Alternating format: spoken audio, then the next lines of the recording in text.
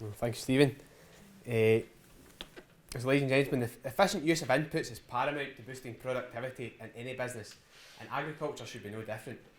I strongly believe that any productivity boost should come from the same inputs utilised better on farm. The variation between the top and bottom producers in all sectors is massive. If the poorest performing could be brought up to the levels at the top, there could be a huge boost in productivity.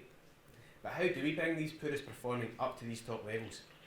And I feel this can be solved with two changes: a younger farming workforce and a much simpler approach to farming. Firstly, I believe this younger workforce is key. The average age of the Scottish farmer continues to rise year on year, and opportunities for new entrants are limited. The high capital demands make it near impossible to establish quickly for any budding new entrant. But what if we could solve these two problems whilst boosting productivity? I feel that share farming could solve these problems. It would allow older farmers a route out of farming whilst helping someone new get started. It also allows for the retiring farmer to mentor and aid to improve confidence whilst reducing their own workload. Unlike just taking on an employee, there's a financial incentive for the shared profits to increase productivity. Many would hate to have to sell up their life's work when they give up farming, but with some new coming in, it allows this to continue. If someone is determined enough to go out and look for an opportunity like this, then they are definitely determined enough to make the farm run successfully. Share farming is incredibly popular in New Zealand, with 37% of dairy herds milked in this way in 2002. The average age of the dairy farmer in New Zealand is just 41 compared to 56 over here. And herds that are share milked are also larger, more efficient and have higher returns. A younger person is more likely to be driven to improve productivity and profitability. They are more likely to benchmark and drive for success. A 2012 study by Promar found that dairy farmers who benchmarked made an average of £10,000 more per year, and those who wanted to be seen as successful made an average of £15,000 more per year. The enthusiasm of youth should not be underestimated in boosting productivity in Scottish agriculture.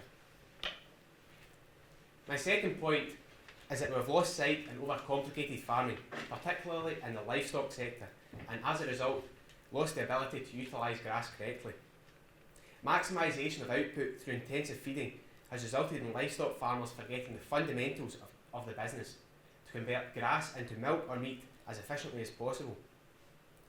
Grass has always been the cheapest way to feed ruminants and is still a key driver in profitability.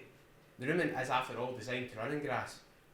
Yes, not every farm in Scotland can graze on the same scale as New Zealand or Ireland, but it should not stop a drive to increase output from forage.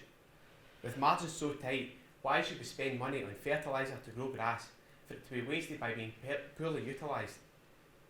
This reduction in energy from the grass then has to be supplemented by purchased concentrates. Our drive over the years to increase output from purchasing feeds has only helped the profits of feed companies, not the farmer.